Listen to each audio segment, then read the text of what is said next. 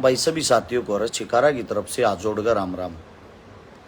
सुबह 10 का टाइम है। बहुत सारे साथी, बहुत सारे भाई तो ऐसे हैं जो आजकल लेट उठे हैं। बहुत सारे साथी, बहुत सारे भाई ऐसे हैं जो अपने काम धंधा पे या रोजगार पर निकल गया है। हाल फिलहाल हम हमारा छिकारा पेज पर लाइव हैं। इस वीडियो ने जो भी साथी जिस वक्त भी टाइम लग गए, मैं आप लोगों से एक हाथ जोड़ के विनती करता हूं भाई, इस वीडियो को पूरी जरूर देखना। और पूरी देखने के बाद अगर आपके दिल और दिमाग के अंदर एक सवाल आता है कि यह वीडियो आगे बढ़ानी चाहिए और छिकारा हकीकत कह रहा है, तो इसको शेयर करके आगे बढ़ाना। ये आप सभी साथियों से गुजारिश है। हाल फिलहाल इस वक्त लाइव हैं। मैं अपनी बात रखना शुरू करता हूं। आप सभी साथी जो भी जुड़ते जाए, जुड़ने के साथ साथ इसको आगे से आगे शेयर करते रहना ताकि यह वीडियो सभी साथियों तक पहुंच जाए। सबसे पहली बात आप सभी साथियों को बता देता हूं, बांग्लादेश के अंदर एक ऐसी हिंसा हुई। बांग्लादेश की जो प्रधानमंत्री थी वो देश छोड़ के हिंदुस्तान की शरण में आई और यहां से और कहीं शिफ्ट हो गई। और वहां पे ऐसा बवाल मचा हुआ है, जो जितने भी मुस्लिम हैं, मुस्लिम आबादी जिनकी संख्या बहुत ज्यादा है, वहां पे बचे खुचे जो हिंदू हैं उनकी बहन बेटियों के साथ क्रूरता, हत्या, बलात्कार, ये सब चीजें हो रही है। यानी कि सबसे बड़ी जो चीज है, सबसे बड़ी जो चीज है वो ये है, वहां पे हिंदुओं के पूरे परिवारों को उजाड़ा जा रहा है, पूरे के पूरे परिवारों को। और कुछ साथी ऐसे हैं, कुछ भाई ऐसे हैं जिनकी मेंटेलिटी एक चीज पे सेट हो गई है कि देखा मुसलमान हिंदुआ ने मारने लग रहे हैं। हर बात के पीछे एक लॉजिक होता है। हर बात को समझने की कोशिश करो, छोटा हा दिमाग जरूर लगाने की कोशिश करो। सबसे पहले तो बांग्लादेश के अंदर जो घटनाएं हो रही वो काफी निंदनीय है। इसको सिर्फ और सिर्फ एक ही शख्स रुकवा सकता है, सिर्फ एक ही शख्स, जिसका नाम है माननीय प्रधानमंत्री श्री नरेंद्र मोदी जी। मोदी साहब क्यों रुकवा सकते हैं, उसका रीजन क्या है? उसका रीजन ये है, जब बांग्लादेश की जो प्रधानमंत्री है वो खुद की जान बचाने के लिए हमारे प्रधानमंत्री की शरण में आती है। नॉर्मली बात, इसका मतलब हमारी उस देश के ऊपर पकड़ है। और जब हमारे प्रधानमंत्री साहब की पकड़ है, पूरे विश्व के अंदर पकड़ है, तो वहां पे जो हिंदू परिवारों को काटा जा रहा है, उनके साथ जो बदसलूकी की जा रही है, हमारा प्रधानमंत्री कोई कदम क्यों नहीं उठा रहा? या कहने के लिए हिंदू राजा है, या कहने के लिए हिंदू मुस्लिम वोटों के चुनाव पे करने को मिलता है? सोचने की बात है। जो मूर्ख आदमी बार बार मेरे पास कॉल और मैसेज कर रहे हैं, क्यों नहीं बोलता भाई उड़े हिंदुओं के साथ इतना बुरा कर रखा तेरे मुसलमाना ने, मेरे को बोल रहे, यानी कि मेरे मुसलमाना ने। सबसे पहले तो हर बात के पीछे एक लॉजिक होता है, उसको समझने की कोशिश करें। हिंदुस्तान का ही हिस्सा बांग्लादेश और पाकिस्तान, ये वो जमीन है राजनीति के कारण आजादी के बाद जिनको विभाजित कर दिया गया, अलग अलग भागों में बांट दिया गया। जो बांग्लादेश बनाया था, बांग्लादेश तो आजादी से पहले ही बांट दिया था। उसको अंग्रेजी हुकूमत ने जो बांटा, क्योंकि पहले जो हमारी जितनी भी ताकत थी वो बंगाल की साइड से हमारे लड़ाके होया करते, उस हिस्से को तोड़ना जरूरी था। तोड़ने के बाद भी लाला लाजपत राय ने बहुत बड़ा आंदोलन किया था। 1906 में बांटा था बांग्लादेश। लाला लाजपत राय ने बहुत भयंकर आंदोलन किया। 1911 में उस हिस्से को वापिस बना लिया। बांग्लादेश अलग देश नहीं बनेगा हमारे होते हुए।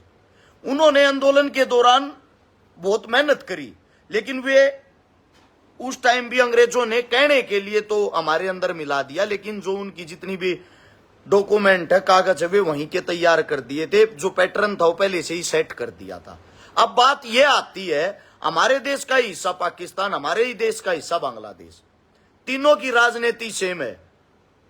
फर्स्ट, पाकिस्तान के अंदर मुसलमानों की संख्या ज्यादा आते हुए हिंदुओं पर अत्याचार करते हैं, क्योंकि उनको भी अपनी सरकार बनानी है। सेकंड, बांग्लादेश के अंदर मुस्लिम देश है, मुस्लिमों की आबादी ज्यादा आते हुए हिंदुओं पर अत्याचार करते हैं।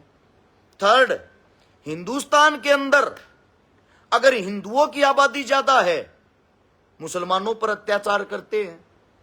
अब आ जाओ इसके बैक में, अत्याचार कोई किसी पे नहीं करता, अत्याचार करती आप लोगों की सरकार। जब एक बात सोच के देखो, जो मोदी साहब विश्व युद्ध रुकवा सकते हैं, मोदी साहब हर देश के अंदर जिनके हस्ताक्षर चलते हैं, क्या बांग्लादेश जो हमारे ही देश का हिस्सा है, वहां के हिंदू मुस्लिम को नहीं रुकवा सकते? नहीं रुकवा सकते क्या? दूसरी बात, आम जनता, आम नागरिक, आप और हम मात्र आवाज उठा सकते, हम कैसे रुकवा देंगे?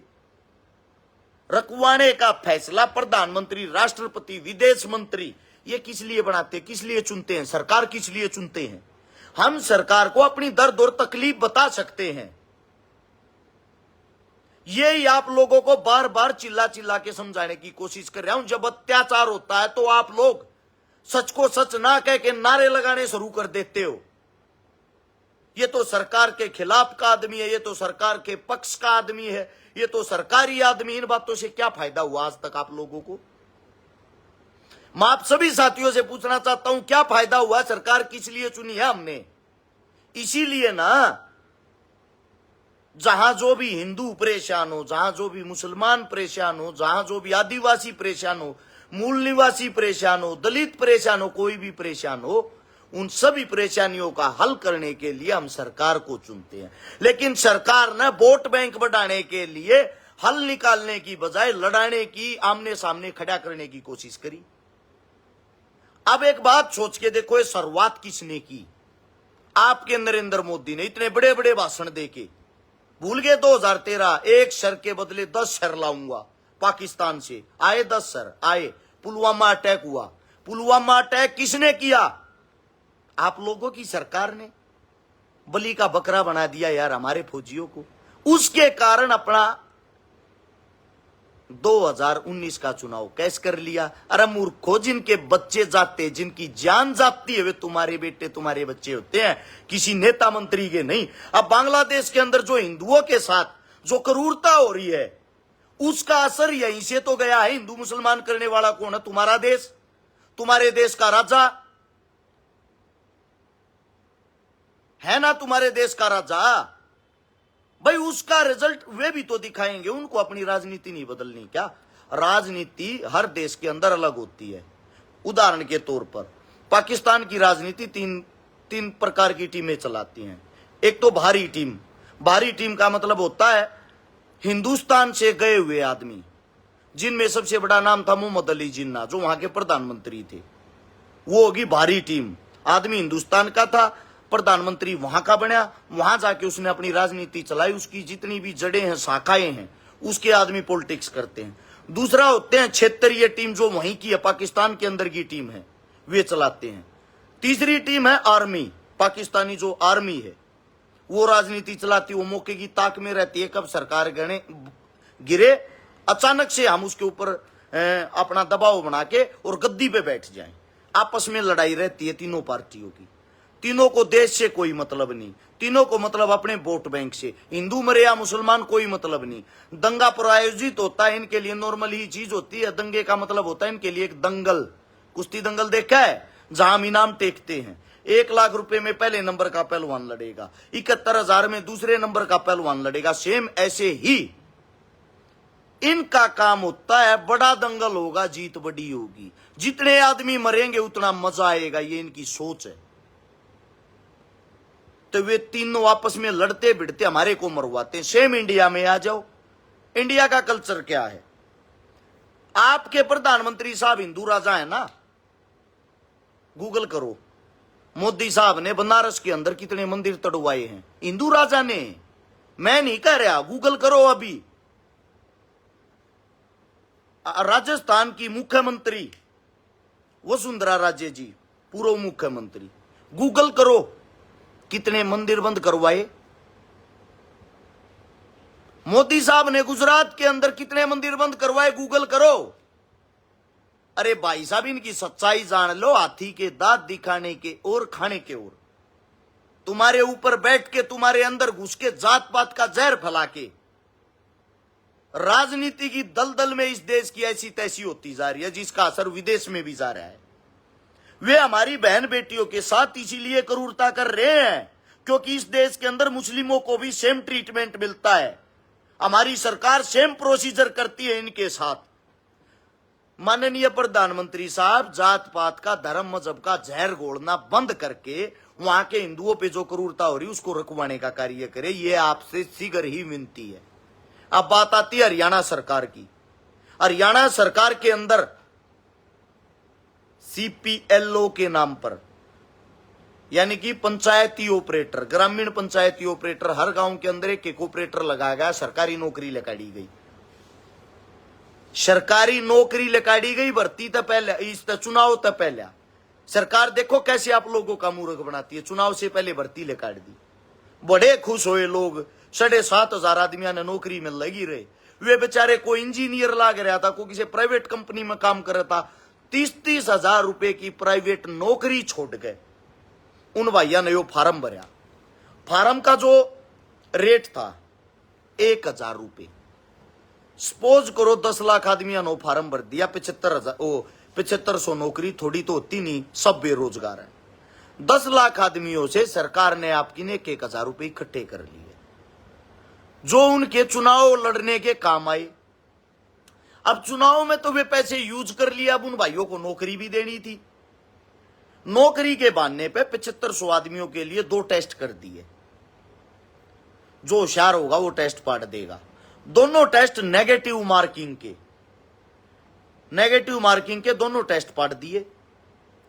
पढ़ने के बाद 7500 भाइयों का सिलेक्शन हो गया, 7,500 भाइयों का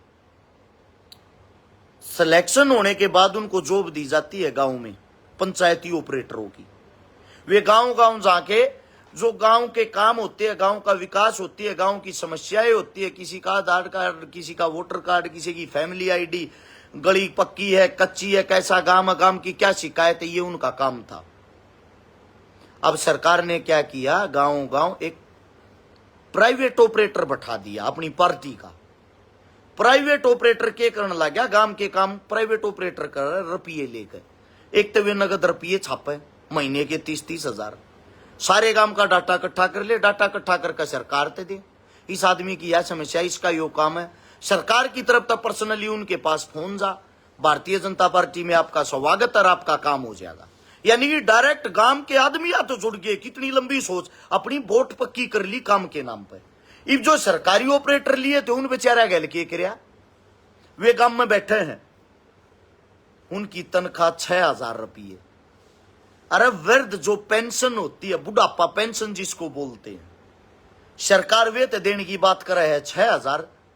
अरे सरकारी आदमी आते 6,000 तनख्वाह।